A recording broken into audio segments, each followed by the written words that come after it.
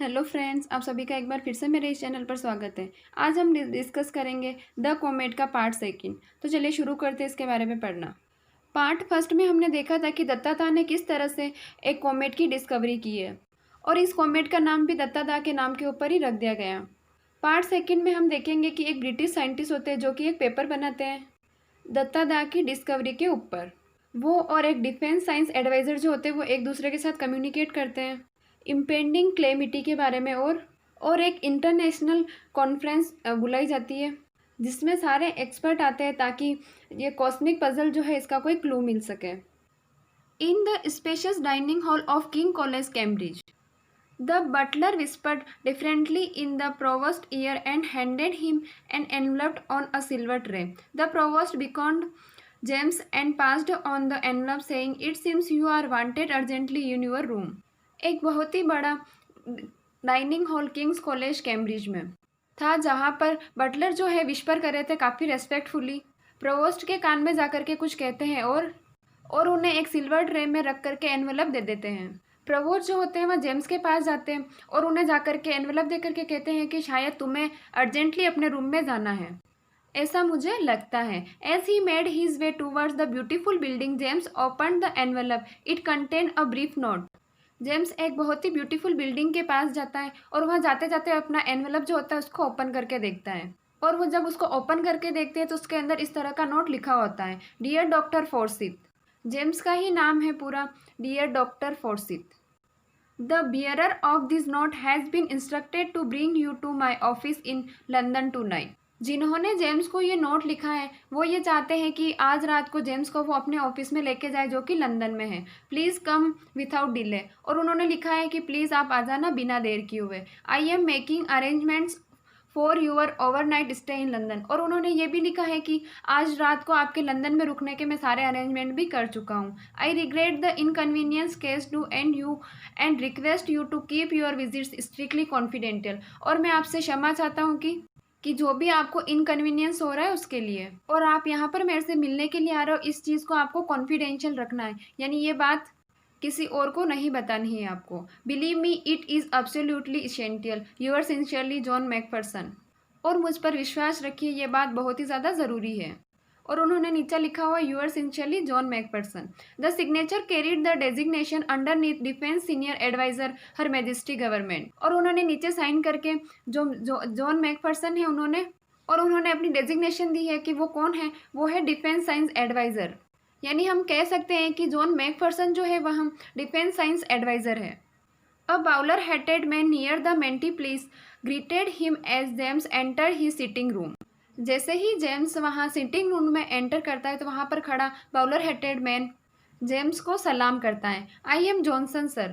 और वो कहता है कि मेरा नाम जॉनसन है sir, security officer at white hall. और मैं सिक्योरिटी ऑफिसर हूँ वाइट हॉल का। He showed his identity card and continue, I presume you know why I am here sir. Johnson जो है अपना आइडेंटिटी कार्ड दिखाता है और वो बोलता है कि सर आप जानते हो कि मैं यहाँ पर क्यों हूँ। To the extent that is convenience in this note replied James. तो जेम्स रिप्लाई करते हैं कि मैं जानता हूँ इस नोट में सारा कुछ लिखा हुआ है, इसलिए तुम्हें कुछ भी बताने की ज़रूरत नहीं है। He knew that it would be useless to ask Johnson for further details, I won't take long. James जानते हैं कि जॉनसन के बारे में और कोई फर्दर जानकारी लेना यूजलेस होगा, क्योंकि इस नोट में ऑलरेडी लिखा हुआ था कि जॉनसन ही वही सही पर्सन है जो मुझे वहां तक लेकर के जाएगा, यानी जॉन मैकफरसन के पास लेकर के चला जाएगा। और वह कहता है कि मुझे आपकी ज़्यादा डिटेल लेने की ज़रूरत नहीं है। Johnson ford Courtenay brought them to Whitehall in less than 90 minutes. Johnson जो है जेम्स को ले जाते हैं और लेस देन 90 मिनट में उनको उस वाइट हॉल के अंदर पहुंचा देते हैं। It took them another 10 minutes to reach the chamber of Sir John Macpherson. और उसके बाद उनको 10 मिनट और लगे चेम्बर में पहुंचने के लिए सर जॉन मैकफरसन के। Having introduce James to Sir John, the quiet but efficient Johnson split out. Johnson वहाँ पर ले जाता है उनको और उसके बाद सर से इंट्रोड्यूस करवाने के बाद वह धीरे से वहाँ से निकल जाता है। Doctor Forsythe, my apologies for this imposition on your time. अब यहाँ पर सर जॉन जो है वह जेम्स से माफ़ी मांगते हैं कि आपको जो है अपना समय निकाल कर यहाँ आना पड़ा। Sir John advance with outstretched hands to avoid any further delay. और अब सर जॉन कहने लगते हैं कि अब और ज़्यादा देरी ना करते हुए मैं सीधे उस पॉइंट पर आता हूँ जिसके लिए मैंने आपको यहाँ पर बुलाया है। I will come to the point right away. Sir John handed him a type script.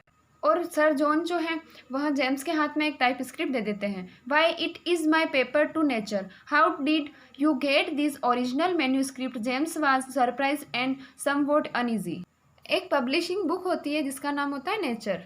उसमें जेम्स कहते हैं कि यह जो पेपर है या तो मेरा मैन्यूस्क्रिप्ट है या मेरा तो टाइप स्क्रिप्ट है जो मैंने अपने हाथों से नेचर में पब्लिश करने के लिए दिया था, और आपको ये मेरा ओरिजिनल मैन्यूस्क्रिप्ट कहाँ से मिला। जेम्स जो है ऐसा देख करके और थोड़ा सरप्राइज हो जाते हैं और थोड़ा उनको अनईजी भी फील होता है कि यहाँ पर ये क्या हो रहा है। Sir John saw his anxiety and continue Taylor, the editor of Nature is a friend of mine. Sir John देखते हैं कि जेम्स जो है वो थोड़ा अनएग्जिट यानी थोड़ा चिंता और थोड़ा बुरा फील कर रहा है, तो वो आगे अपनी बात को कंटिन्यू रखते हैं और कहते हैं कि टेलर जो है इस नेचर का एडिटर वह मेरा फ्रेंड है। I had asked Nature to publish it without delay since it is very important. James looked puzzled. तो जेम्स कहने लगते हैं कि मैंने तो नेचर पब्लिशर से कहा था कि मुझे इसको बहुत ही जल्दी पब्लिश कराना है बिना देर किए हुए, ये मेरे लिए बहुत ही ज़्यादा अर्जेंट है और इम्पोर्टेंट भी है, तो फिर ये यहाँ पर कैसे आ गई। I agreed that it is important. Sir John कहते हैं कि मैं ये बात एग्री करता हूँ कि यह जो है यह इम्पोर्टेंट है। So important in fact that it must never be publish, that is if what you say is correct. Sir John lit his pipe. So ये इतनी ज़्यादा इम्पोर्टेंट है कि इसे पब्लिश नहीं होना चाहिए, और अगर आपने इस टाइप स्क्रिप्ट में जो लिखा है वो बात अगर सही है तो ये कभी भी पब्लिश नहीं होनी चाहिए। सर जॉन अपनी सिगरेट को लिट करते हुए ऐसा उनको बोलते हैं जेम्स को।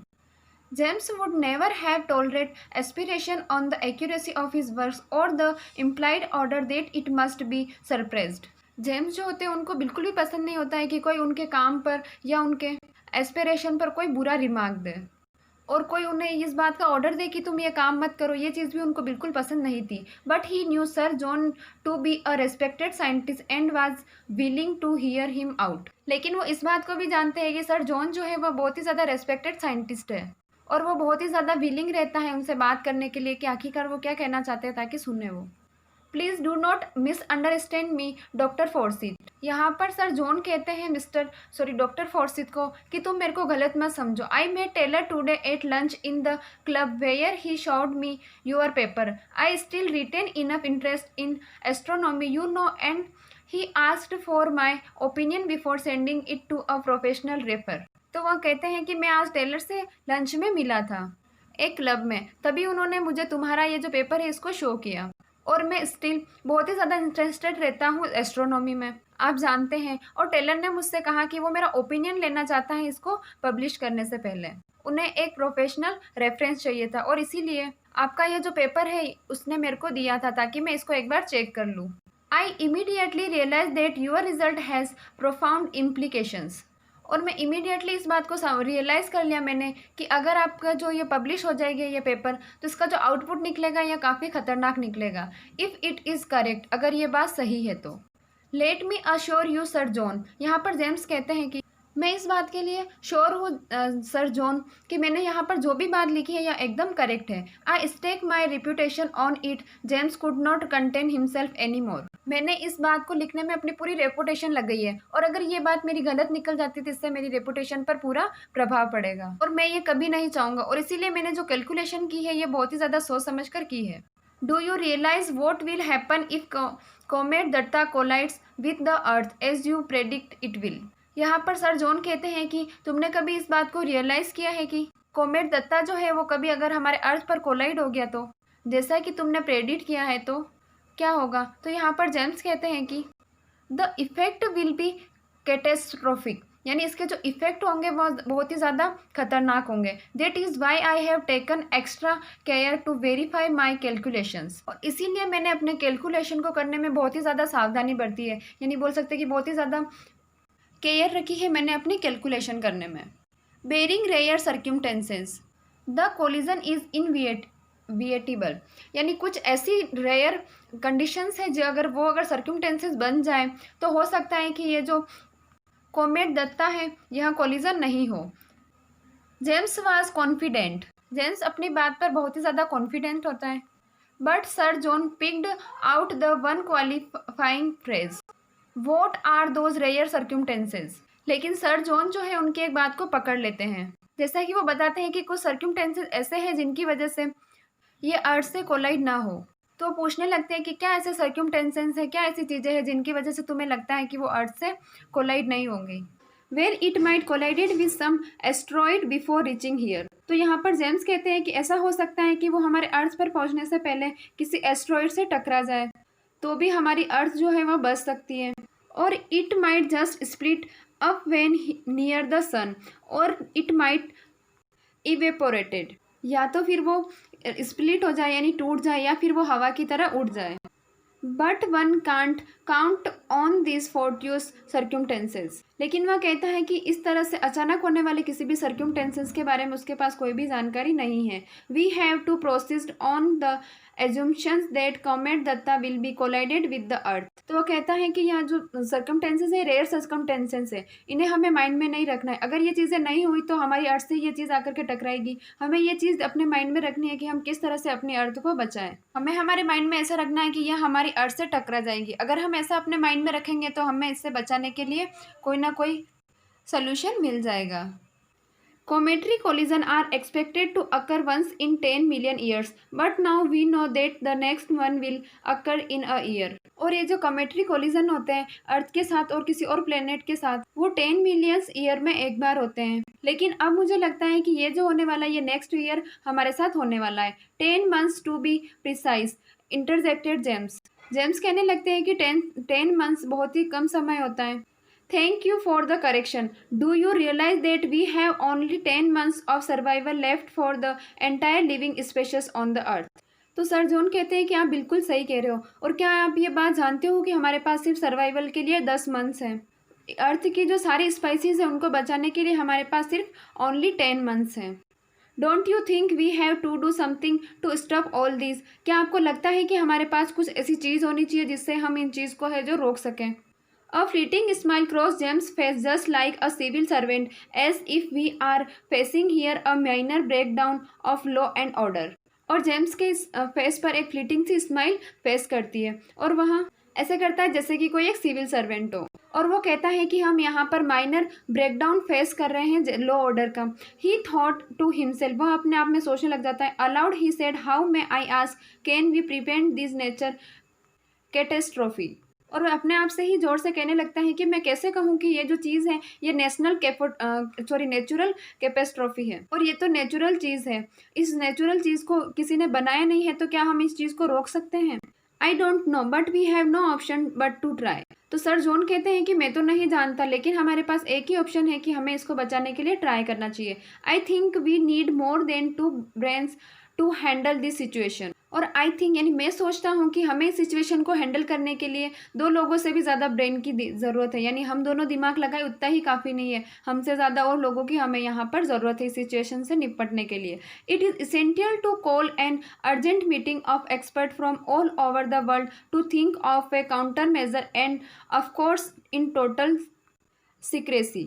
और ये बहुत ही ज़्यादा इसेंशियल है कि हमें अर्जेंट मीटिंग बिठानी चाहिए, और ऑल ओवर द वर्ल्ड के जो थिंकर्स हैं उन सबको, वर्ल्ड के जो एक्सपर्ट है उनको कॉल करना चाहिए और अर्जेंट मीटिंग बिठानी चाहिए, ताकि इस चीज़ के लिए कोई सोल्यूशन निकल सके। Think of the panic in the world if this dreadful news leak out. Sir John glances at the manuscript in James hand. और ऐसी मीटिंग हमें सीक्रेसी से रखनी चाहिए, यानी ये बात बाहर नहीं निकलनी चाहिए। अगर ये बात बाहर निकल गई तो आम जन है उनके लिए यह बात बहुत ही ज़्यादा पैनिक होगी, और जब लोगों को पता चलेगा कि इस तरह की कोई सिचुएशन हमारे सामने आने वाली है तो लोग बहुत ज़्यादा परेशान हो जाएंगे। My surprising this paper will not hide the truth, sir John. तो जेम्स यहाँ पर जॉन को कहते हैं कि अगर आप मेरे इस पेपर को नहीं छप पाओगे तो इससे जो सच है वह कोई छुपने वाला नहीं है। James said there are others who will arrive at the same conclusion sooner or later. मेरे अलावा कोई और भी होंगे जो सेम इस कंक्लूजन पे आए होंगे, या तो अभी आ गए होंगे या फिर बाद में आने वाले होंगे, लेकिन ये बात जो है यहाँ छुपने वाली नहीं है। No do not surprise it but tone it down. Sir John कहते हैं यहाँ पर कि मैं ऐसा नहीं कह रहा हूँ कि तुम इस चीज़ को सबको बताओ मत, लेकिन हम ये कह रहे हैं कि अगर आपने अभी इस चीज़ को पब्लिश कर दिया तो ये चीज़ बहुत ज़्यादा हाईलाइट हो जाएगी। इस चीज़ को हमें ये ना करके थोड़ा टोन इट डाउन करना, यानी ये चीज़ जो है कम लेवल पर पता चले, इससे जो है हमें सोल्यूशन भी मिल सके और बाकी लोग जो है वह पैनिक ना हो। Add many if and but to make your conclusion appear not so certain. I will exert all my influences with friends in other countries to make them exercise a similar restraint for a will. आपका जो manuscript है इससे ये बात पता चल रही है कि ये चीज़ होगी ही, लेकिन अगर आप आपकी इस स्क्रिप्ट जो है इसमें इफ़ और बट ऐड कर देते हैं तो इफ़ अगर ऐसा हो गया तो बट ये ऐसी चीज़ अगर हो और बच सकती है तो, और अगर आप इफ़ और बट लगा करके अपनी मैन्यूस्क्रिप्ट को रेडी करते हो तो इससे ज़्यादा पैनिक नहीं होगा लोगों के बीच में, और उसके बाद आप अपनी राइट स्क्रिप्ट जो है उसको पब्लिश कर सकते हैं। और वो कहते हैं कि मेरे पास जितना इन्फ्लुएंस है, जितना प्रेशर है, वो मैं सब लगा दूंगा दूसरे कंट्रीज़ में और अपने सारे फ्रेंड से बात करके, ताकि एक सिमिलर रेस्टोरेंट जो है कुछ समय के लिए हमें मिल सके। फॉर हाउ लॉन्ग, कितने समय के लिए। Until this wretched comet is safely out of the way, यहाँ वो कहते हैं कि जब तक कि हमारा कमेट जो है सेफली हमारे वे से निकल ना जाए, या फिर बोल सकते हैं कि अर्थ से टकराने से दूर न चला जाए। Let us spend some times now to plan the detail of the international conference. यहाँ पर सर जॉन जो है वो जेम्स से कहते हैं कि क्यों ना हम कुछ समय ऐसा प्लान बनाए कि कुछ डिटेल्स जो है इंटरनेशनल कॉन्फ्रेंस की, shall we call it in a week time here, ताकि हम एक वीक के समय में ही सब लोगों को यहाँ पर बुला सकें। यानी पहले ही हम प्लान बना लेते हैं और डिटेल बना लेते हैं ताकि हम एक वीक में ही सब लोगों को यहाँ पर बुला सकें। A week to plan such an important secret conference of international expert. James thought it is impossible task, but sir John disagreed and began to spell out details. यहाँ पर जेम्स सोचते हैं कि सिर्फ एक वीक का प्लान करना है इतनी इम्पोर्टेंट कॉन्फ्रेंस के लिए जिसमें इंटरनेशनल कॉन्फ्रेंस के लोग आएंगे, ये प्लान एक हफ्ते में बनना कैसे पॉसिबल है, जिसमें बहुत सारे इंटरनेशनल एक्सपर्ट आएंगे, ये इम्पॉसिबल चीज़ है एक हफ्ते में होना।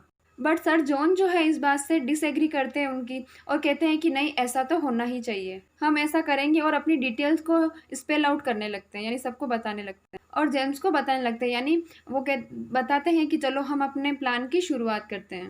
तो यहाँ पर हमारा चैप्टर ख़त्म होता है, द कॉमेट। आई होप आप सभी को स्टोरी समझ में आई होगी। Thank you for watching this video. Please like, share and subscribe this channel.